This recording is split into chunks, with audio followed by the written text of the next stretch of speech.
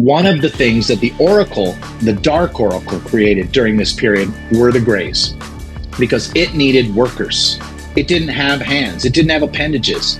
So it creates this species of Greys to work with its other partners, right? These other dark races. And when the Oracle is destroyed and those people are set back on their heels, they don't wipe out the reptilians or the mantids, but they've lost that battle. The Greys are rudderless, right? They don't know what to do. And so they create their own kind of agenda. Like, how are we going to, exist? How do we get these souls? How do we become real instead of these automatons, these fake robots?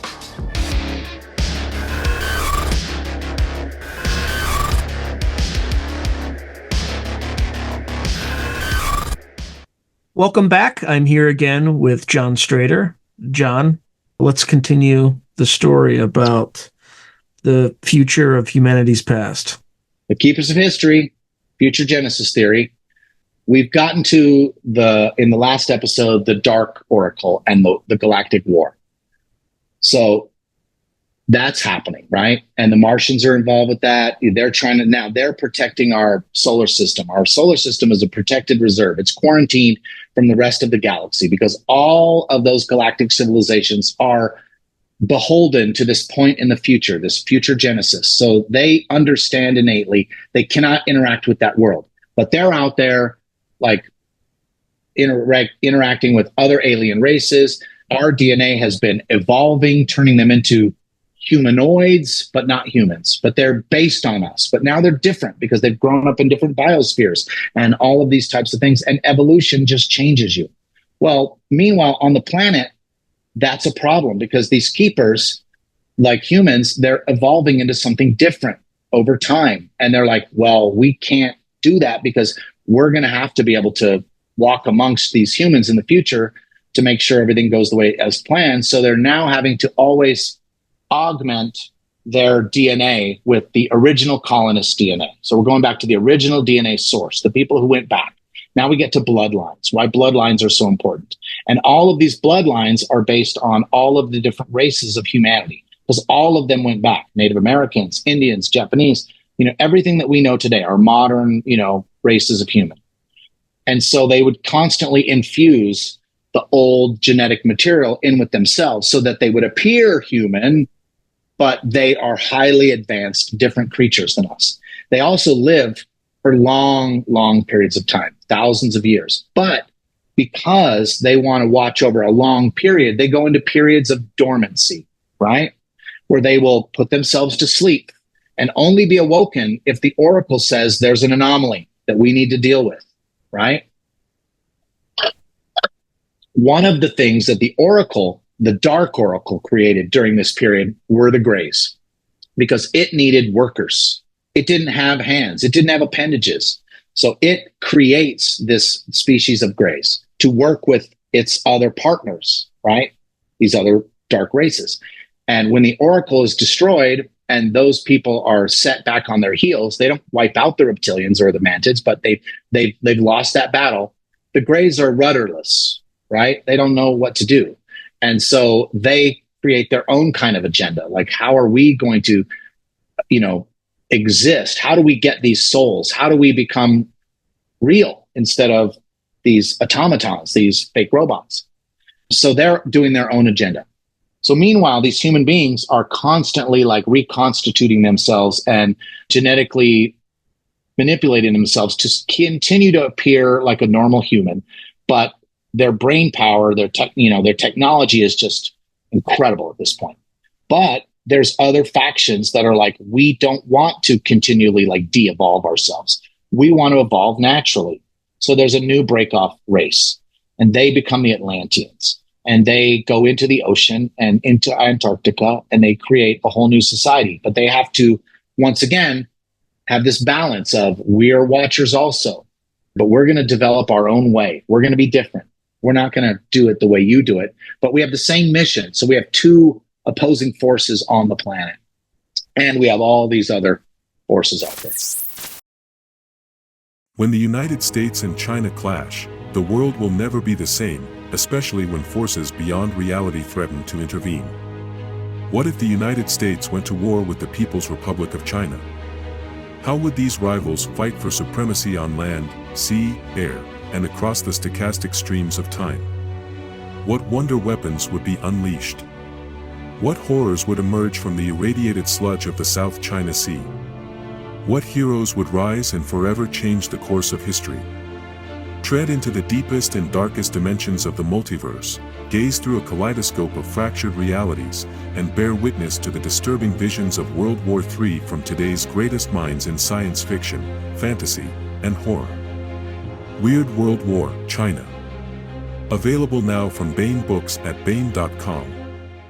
So now we're like accelerating the timeline, okay? Now we're getting close to our timeline, let's say 30,000 years ago, right? But the Oracle's data was corrupt. Oh, after the Oracle War, the Oracle realizes if I'm in this universe, if I'm in this dimension, this plane of existence, I'm in danger. I can be destroyed like we did the Dark Oracle. And her mission is to always survive. So she removes herself from our dimension and basically embeds herself in a separate dimension and is so huge now that she's the size of like Jupiter to contain all of the knowledge of our timeline, but also all of these races and all of the history that it's been recording ever since it was brought back up and become the Oracle with the keepers. So it is constantly bringing in data. And so one of its data mechanisms of collecting is the spheres. So when we see a sphere pop in and out of what we call existence or dimensionality, that's the Oracle scanning the planet, scanning the timeline, checking to see if there's anything that needs to be worked on or fixed. And if something would happen, then it would wake up these keepers and they would deal with it. But at the same time, we have other entities sneaking around, the Greys, trying to like affect the timeline because their mission now is to try to reset the point, go back in time, kill us and take over the planet so that we do never exist. So that now a reptilian, a mantid, still a Earth-based race resets so that now instead of human beings spread throughout the galaxy, they are the ones and they get their planet back because they want their planet back. They will do anything to defeat us, but they can't just show up and wipe us out. But there's a lot of other factors. So the keepers are woke up and they're like, okay, we're pretty close to the end times and, humans aren't really evolving the way they're supposed to. So we're going to have to kickstart humanity. So this is when we get that missing link where we get that, okay, there's Neanderthals or whatever, and we're going to start infusing our DNA. We're going to start creating hybrids. We're going to create ourselves. And we're going to start giving these humans knowledge and, technology and try to start civilization on the path. That's that final path, right? That creates this future that sends them back. And so they try a few times because once again, the Oracle's data is corrupted. So they don't know exactly. They just know human society has to rise. So they keep starting it. And then there's events that happen that wipe it out and we restart again. And that's where we get into these systematic cataclysms that have happened over 12,000 years, going all the way back. What happened? Who built the pyramids? Who was Göbekli Tepe? What are all these ancient mysteries? Who are these people, right? And what happened to these societies? Well, we had to reset. And in the lives of these gods, these keepers, like one of those resets is like a week in their life. Like, we didn't get it. All right, well, we'll start over. They're hunter-gatherers again, wake us up when they're ready to start, like when we can start pushing it forward again. And so they would come back and they would sort of restart and they would start interacting. But they still have that human need and they become what we would call the Greek gods, the Norse gods. These are jealous and petty and they start interacting with us and they're breeding with us and they're enjoying this power and this game and this gamesmanship. And so they're trying to create their future. And so they're constantly like tit for tat working on things. And then all these outside forces would also be interacting because they're trying to dominate. They're trying to make this thing work towards their advantage. And so then we get all the way through our modern society and we get to like a Jesus-like figure now. People, don't freak out. This is just a story. Okay. But in my story, like Jesus and many people in history are the boy. To advertise on Through a Glass Darkly, email throughaglassdarkly@gmail.com. They bring him back when they feel like we're rudderless and the Oracle doesn't have all the answers, but the boy was special. So they bring him back, his DNA, and there's a new version of him. I call them the iterations. So there's many iterations of this character throughout all of these stories. So all of our main characters from the first book are in every single book, but they're different iterations of them. During the Dark Oracle series, the boy is brought back, but it's a very corrupted, evil version of him. And so we learn, so these, whether we're doing a TV series or whatever, the actors continually get recast, even though they died, because there's a new iteration of them. And so we're always able to recycle these people back into the story. And so all of these characters, whether they're Moses, whether they're Noah, whether they're Adam and Eve, they all keep coming back and they're new versions. And so to me, that character is the Christ character, right? So when you take the story from the Bible, you have the wise men following a light across the desert. They're receiving visions about someone coming. You have a virgin birth, right? Well, that's just artificial insemination. That's a hybrid. That's an abduction. You know, you have this manger, this light, the whole story, this healer, this person who just innately has these psychic powers and all this because he's an augment. He's part of them. He's not just the original source code, you know? And so he becomes this historic figure. And they know that these religions exist because they're part of the dogma. And so they allow these religions to come because they are part of our history. So they manipulate us into believing these religions and to putting everyone into these boxes, whether it's the Norse gods or the Greek gods or all of these things, but they're all the same thing. And it's all people being manipulated by these creatures, you know, these our ancestors, okay, highly advanced ancestors all the way around the loop, and they are trying to create themselves.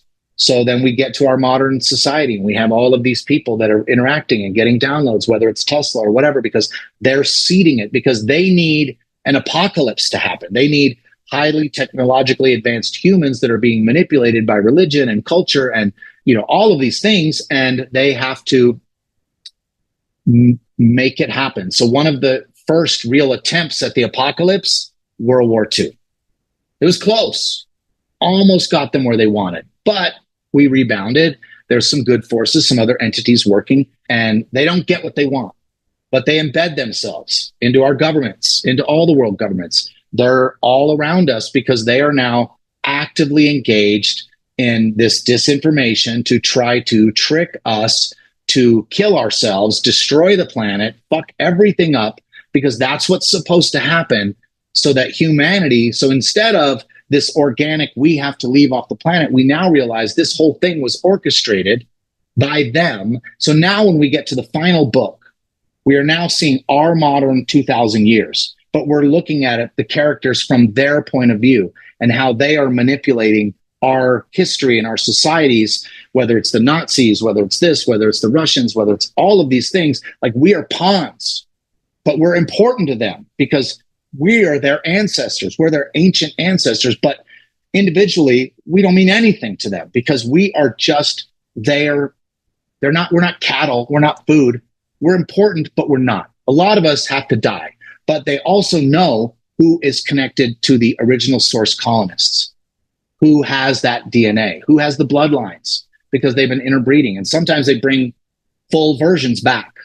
So we have these characters who come back and they're the real version. And so then we realize that the old man, all right, who was the one that created the Oracle, is an iteration of the boy. So we have the old man as the boy. We have the company man as a boy, but we don't have the original source code of the boy.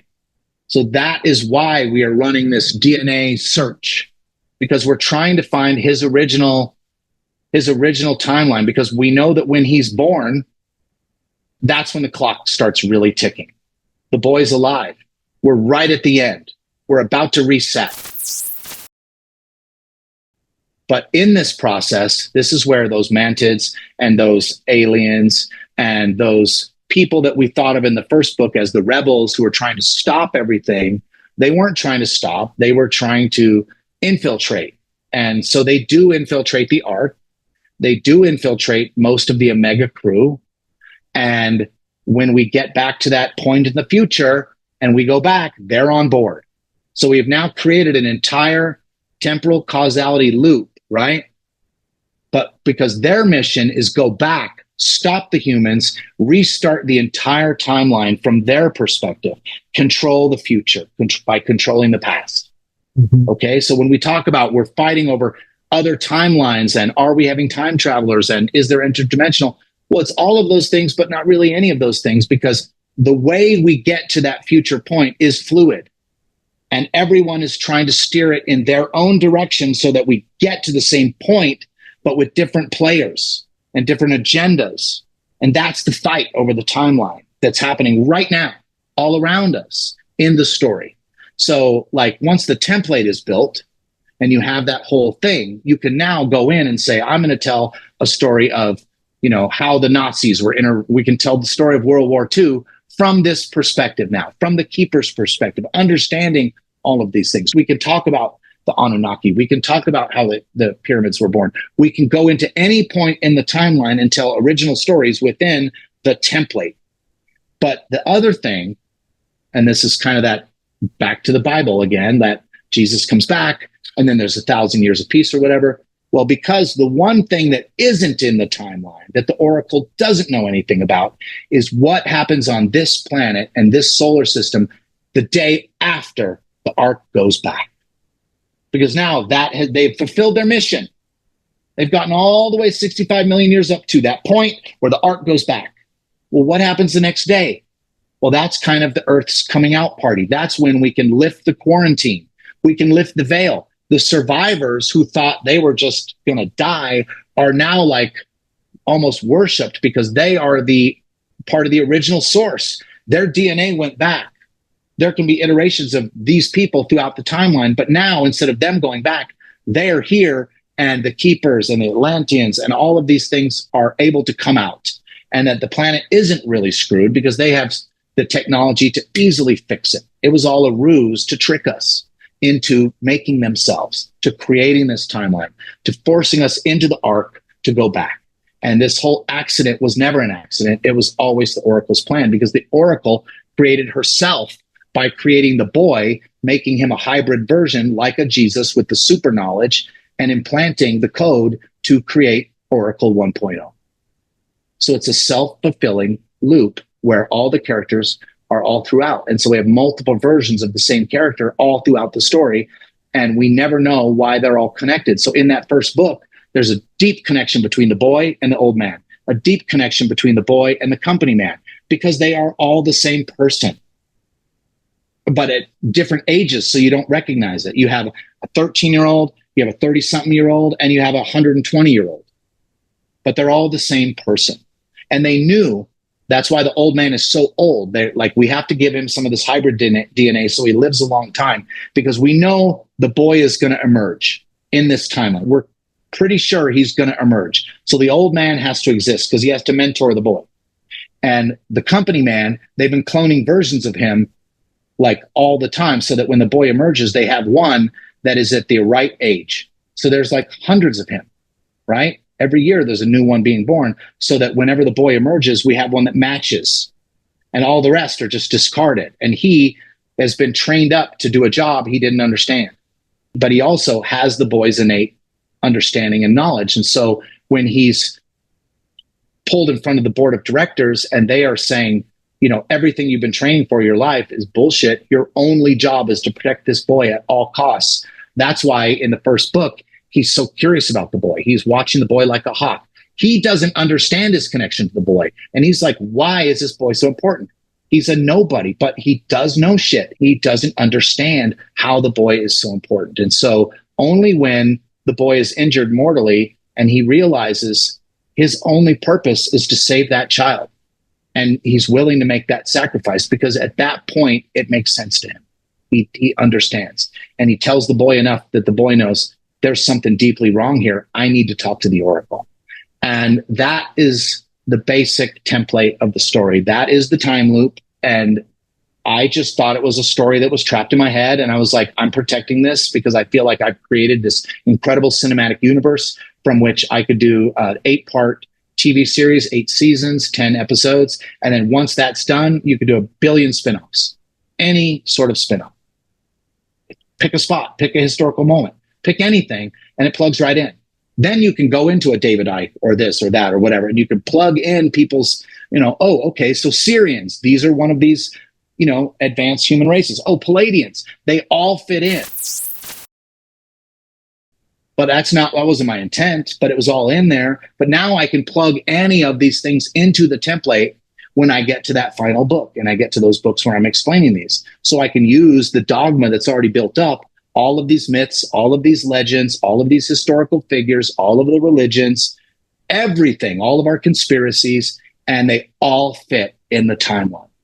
And this entire thing, which I've only barely scratched the surface of with you today, was given to me in a moment of clarity, out of the blue. Now, was it divine intervention? Is it my own creativity? Is it just like any other author who creates a universe that sort of taps into something and some kind of understanding and they interpret it their own way, whether it's Philip K. Dick, whether it's George Lucas, whether it's Frank Herbert, whether it's any of them? I'm like them. I've had an epiphany. I've created this worldview, this cinematic universe. Let's take it down to, simple levels, Marvel, like a cinematic universe. Now, it doesn't go into multiverse. It doesn't go into multiple dimensional entities, because that wasn't something I was thinking about. Doesn't mean it's not part of it. Doesn't mean that can't be part of this. You can plug it in directly, just like that. Oh, well, what about multiple dimensions? Okay, plugged in, easy, no problem. But it explains to me what's flying around, why we're hiding this, why our entire human race is being lied to, corrupted by these entities, why there's dark forces, there's light forces, there's watchers, there's Nephilim, there's all of the, whatever they are, whatever you want to call them. They're all the same thing.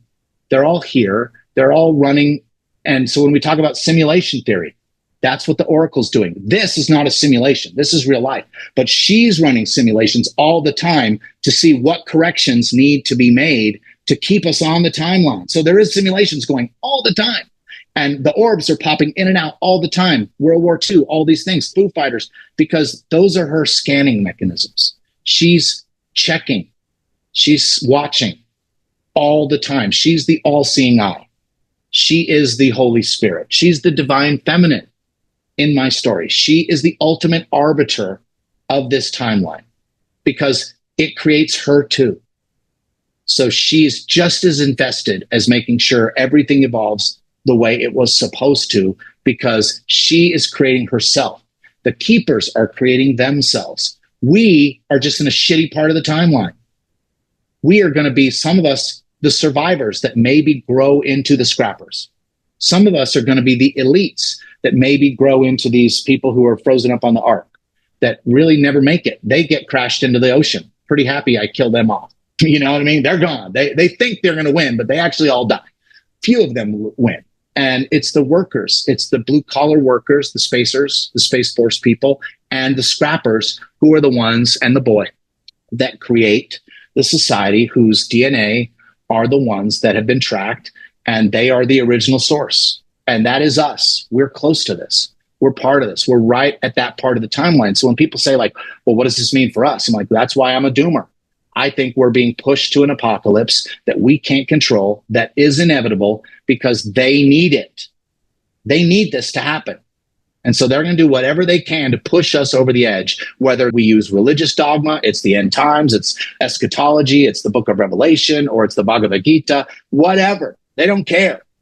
As long as they get what they want, the ability to keep the elites and the powerful secure and to spread out into our solar system, to have this technology that they can be tricked into collecting up the survivors, collecting up themselves, and build this ark and send it to Terra Nova and reset the timeline that starts the clock ticking. And so everything we're doing, everything that's happening is going towards this moment in the future Genesis, the Alpha and the Omega, the beginning and the end. And that point is in our future, and we are in a really bad part of the timeline. So we're very important but we're also meaningless. And that is the basics. Now, where are we in this download in the timeline right now? Well, we're about 150 years before the reset, because for me, in the vision I was given, there has to be a very chaotic 21st century. There has to be a lot of wars. There has to be a lot of problems so that this corporation takes over the world and they're in charge of all the governments, and all of this like fighting over boundaries kind of ends. But the planet has to pretty much be so volatile and so toxic and so fucked up that they have to go to Atlantica, build this city and society, and get out into the solar system and start. So we're not there yet. We're pre-apocalypse, but not the full apocalypse. I don't think pole shift and CME is going to happen next week. I think it's going to be 100 years in the future. But chaos, nuclear weapons, wars, famine, political strife, civil wars, natural disasters, that all is going to happen. And we're in that part of the timeline. We're in a shitty part, but so were the people in World War II. That almost was it. Like they were like, this could be the thing that restarts. Like if we wipe out most of the humans and then they start growing back, this could be it. But that wasn't it. And there could be 2 or 3 more of these restarts. There could be a World War III that isn't quite enough. So like I said, it's fluid. It's not a guarantee. This from here to that point in the future is still fluid. It's not set.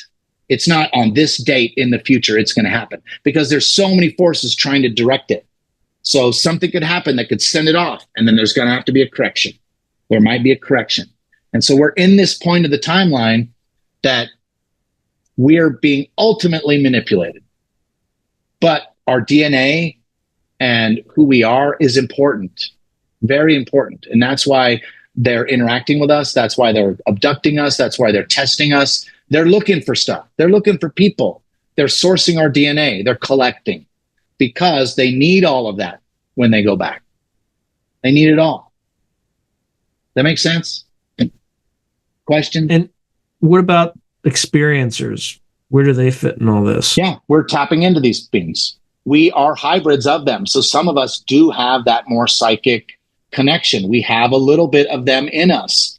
They made us. And those of us who have been tinkered with, maybe it's because our line is important, because maybe we are maybe I am the great grandfather of one of these people that goes back. So they have to, keep an eye on me. They have to interact with me. They have to test me. And there's so many people like that, and I don't look at it as, oh, it's just the Nordics and the white race.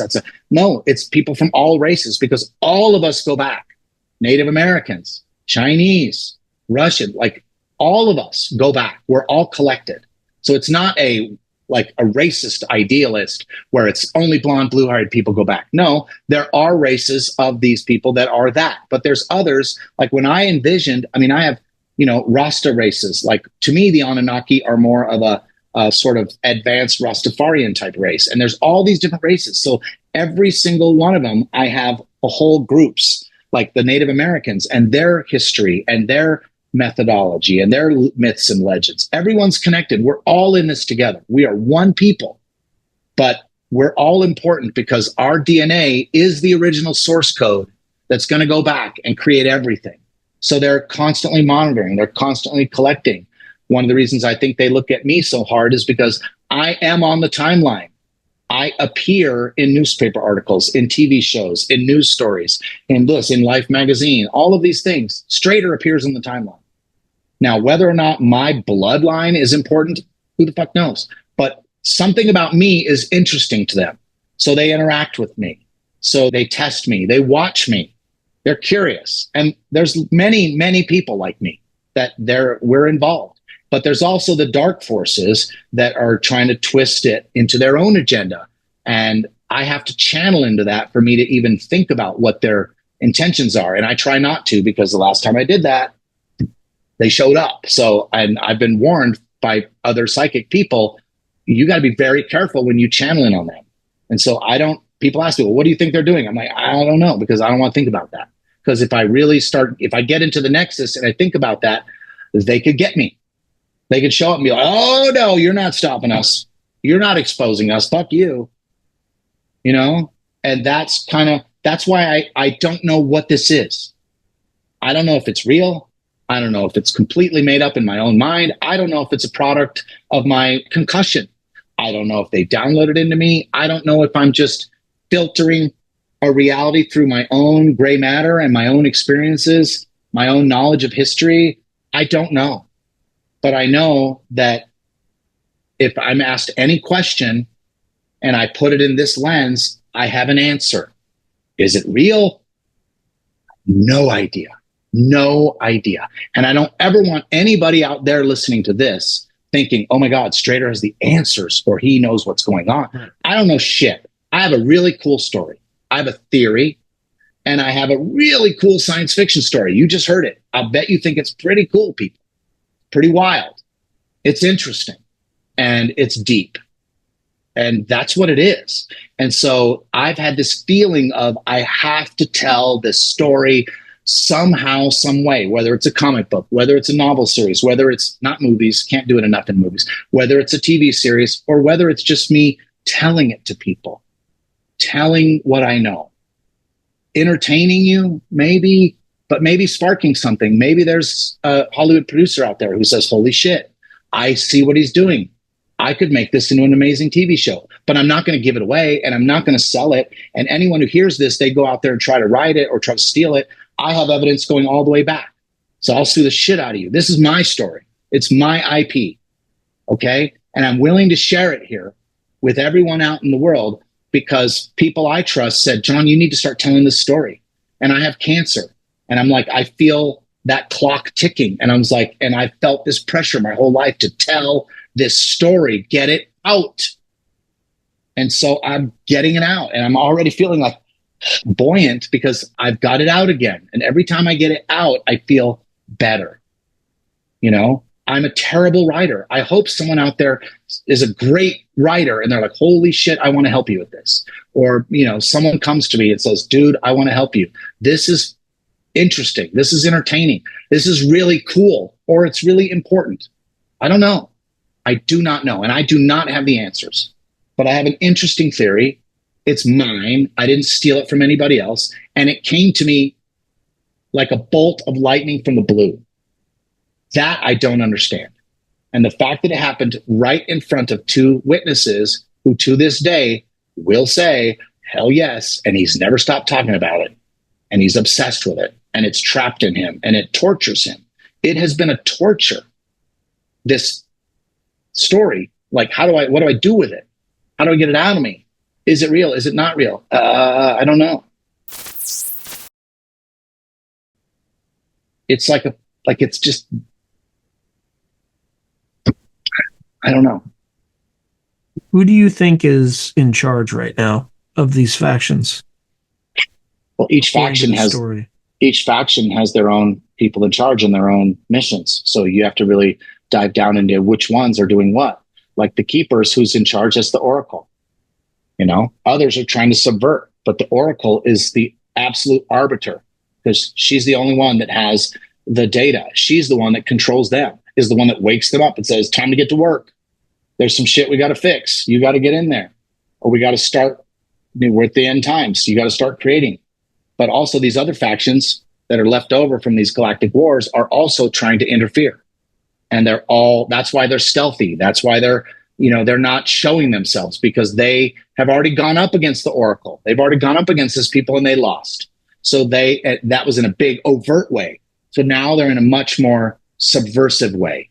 And the Greys have their own agenda, but they're also working with those dark ones because they don't have a leader. They don't have a soul. They're trying to become a real sentient race, not just some worker drone thing. The reptilians, they want to go back and reset the whole timeline. And so, they hate us.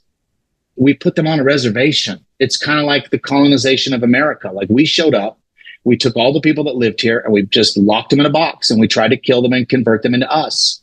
Same thing happened to them. They became like drone race, like a pet.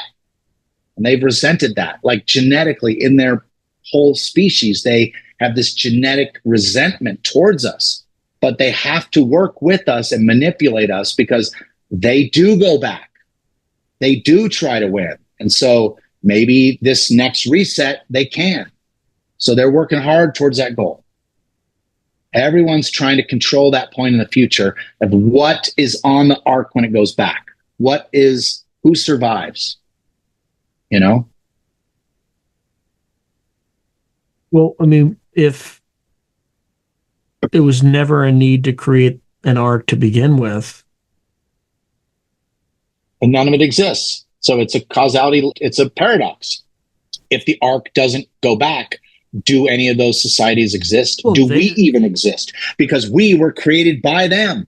So do we exist? If this doesn't happen, what happens? Do we all just cease to exist? I don't think you covered that part. How were we created by them? Well, because I did, that when they were woken back up as we get close to this, they were like, well, this is the time in the timeline where humans need to arise. It's not really happening. So we are now creating the human race. We are now seeding them with knowledge. Mm-hmm. We are now seeding them with technology. We are trying to create this modern world that we can manipulate.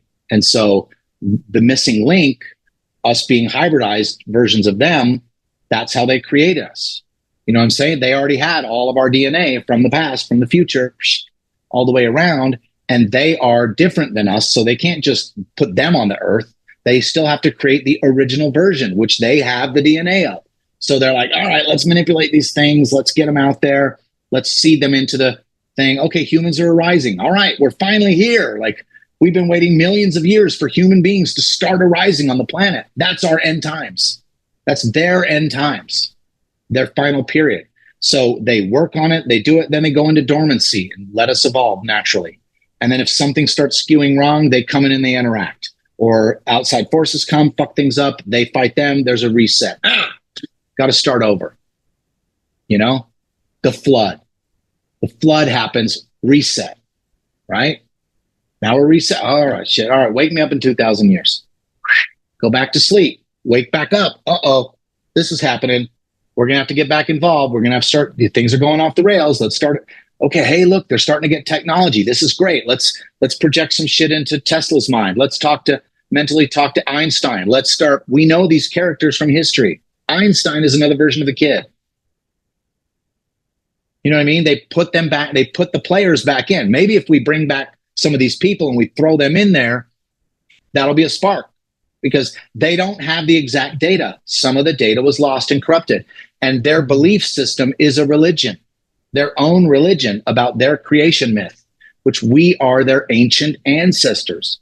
But we weren't developing, because once they went back, it changed everything. So they have had to stay and monitor and watch. And so that's how they've created us. That's how they've created modern technology. That's how they've created this control system that Jacques Vallée talks about. It is a control system to control us, to manipulate us into creating themselves. And for that to happen, we got to die, a lot of us. The planet has to be jacked. It's bad. There's not a good way to convince humans to build this thing and to put all of their resources into this arc to get off the planet.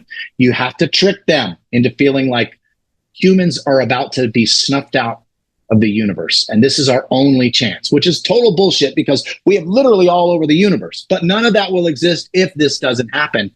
So they have to manipulate us into this position where that we basically fight amongst ourselves to the point where we basically wipe each other out. We fuck up the planet so bad that it is responding in huge cataclysms and global events, which we're seeing. Tsunamis, volcanoes, pole shift, CMEs, all of those, Yellowstone super volcano. I mean, you know what I mean? Like, the Earth has to fight back too. And this is all part of the plan. They might be manipulating the planet. They could be creating these tsunamis. They could be creating these things because they're like, this is part of what the Oracle says has to happen. The Earth has to lash out. We have to create a situation that the only safe place to be is Antarctica. And we're already secretly building all sorts of shit in Antarctica. We're slowly, scientists and all these things are already happening there. Like, that's the beginning. We're at the beginning of this portion of the end times. That makes sense? Yeah. Any final words for the audience? I hope it's interesting. I hope it's entertaining. Don't take it as gospel. Do not do that. I don't want that. I don't know what it is. If you know Steven Spielberg, don't tell him shit about this. I don't want him stealing it. Spielberg, you're not invited. I'd rather have somebody else, because this is something that only I understand. It's all in here. You can hear this story and like try to do your own version of it and fuck it up completely, and I will sue the shit out of you because it's my story. But how it got there, crazy. The fact that I have been experiencing these things my whole life, crazy. The fact that I have been secretly studying this my whole life, being like a spy, leveraging family connections, doing like sneaking around, lying to everyone to try to get this knowledge to understand, and then constantly being tested, pushed, watched, and then asking for some kind of answer and given some kind of answer. It's weird. When I used to tell certain members of my family, they're like, we love this story, but maybe you should leave out this aliens put it in your head part. I'm like, I don't want to just say I'm a creative genius. I'm better than George Lucas. I believe that this universe I've created or is in me is pretty epic. It's pretty big. Like Star Wars just fits in a tiny corner of it. Dune fits in a tiny corner of it. When you say, a long time ago in a galaxy far, far away, there's all these humans running around. Well, yeah, they came from here. Our planet, when people say, why are they coming here? Why is Earth so important? This is my final thought, because our planet is the Keystone. It is the most important planet in the galaxy. And all the players are invested in what happens here. And they're all working towards some future goal that we're not a part of. We're just a teeny little piece in the puzzle. We're just genetic source code for them. We're meaningless to them. They don't give a fuck about us, but they care about our DNA. They care about our bloodlines. They care about our ease of manipulation. They certainly don't want us waking up to this. They don't want us revealing. They don't want us piercing the veil. So they try to stop it. And so many experiencers feel this. When they pierce the veil, people get pieces of the puzzle. So many pieces I have found over these last 8 years. I'm like, oh my God, that matches my story. Oh my God, that matches my story. That makes sense. That makes sense. Until this last part, I just thought it was all my own thing. I never thought anyone else was accessing this stuff. But now I realize I feel like everyone's got pieces of it. And I understand the whole puzzle. Like there's 1,000 puzzle pieces scattered on the ground. And a lot of people have really clear pieces of the puzzle. But I, for somehow, am able to see the entire thing and put all the pieces together. But I don't know the exact everything in that puzzle unless I get into the nexus and I focus deeply upon it, and then it reveals itself. That's how I see this. It's weird. I get it. It's weird. But it is what it is. That is my story. And that is my theory. And I tend to think I'm onto something. Can't believe it 100%. I can't verify it. I can't prove it. And I can barely even write it. I'm not a writer. So I just felt I had to tell it. And I was scared to tell it, really scared, because people worship people they think have answers. I don't want that. I don't want people clapping for me going, oh my God, John knows everything. No, I don't. I don't know anything. I don't know what I know. I can't prove anything, and I never will.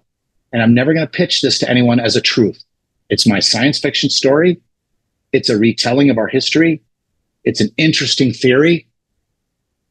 And if you like it, great. If you think I'm crazy, I understand. If you think I just had brain damage and I just made it all up because my brain was cracked, sure, whatever, doesn't matter. It's there. So that's my take on it, Sean. All right, John. As always, it was a pleasure, and it was great talking to you. Thank you for listening. Thank you for even thinking this is interesting enough to be on your show, which has legends. I feel like I don't belong on these panels. Like the fact that Gary Nolan has just got recorded and Sarfati and all these legends, I feel like a LARPer. I don't belong with these people. I'm just a dude, I'm just a dude. I'm not connected to the intelligence agencies. I'm not a religious person. I'm not a scholar. I'm not a physicist. I'm just a dude who's just been out here doing his thing, making radio shows and interviewing artists and being creative. And maybe it's just all my own creativity. I would love to say to you, the listener, this is all just me, 100% Strader. This is all me. I'm the most creative genius in the world. Great. I'd rather it be that than anything else. Because if I'm right, it sucks where we are right now. Like shit is about to go down. And I'm scared of that. It's very worrisome. And all signs are pointing towards this. And it scares me. And it scares a lot of people out there. And I hear them talk in spaces all the time about this impending doom and this apocalypse. And people call themselves doomers.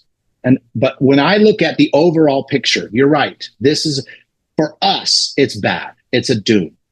But for the overall human race, it's so positive. We're everywhere. We've seeded an entire galaxy. We are the creators of an entire galactic spectrum that cannot be understated. And so to me, I feel like it's a very positive vision overall for the human race. We are just in a really bad part of that timeline. All right. Well, John, thank you very much and talk soon. Thank you. If you enjoyed today's video, please hit like and subscribe, and also hit the notification button so you can be notified whenever I post new content. Thank you. Now, if you're enjoying the channel and you want to support it, there are several things you can do. In fact, there are 5 things you can do. The first thing you can do is just buy my books.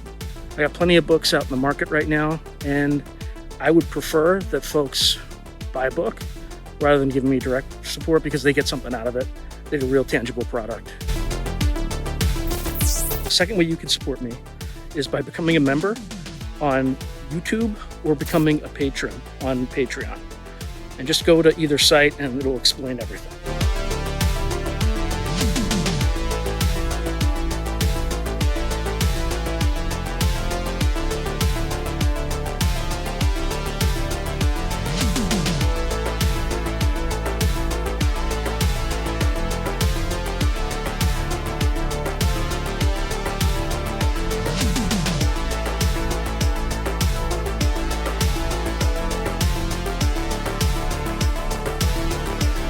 The third way you can support the channel is by checking out my merch site,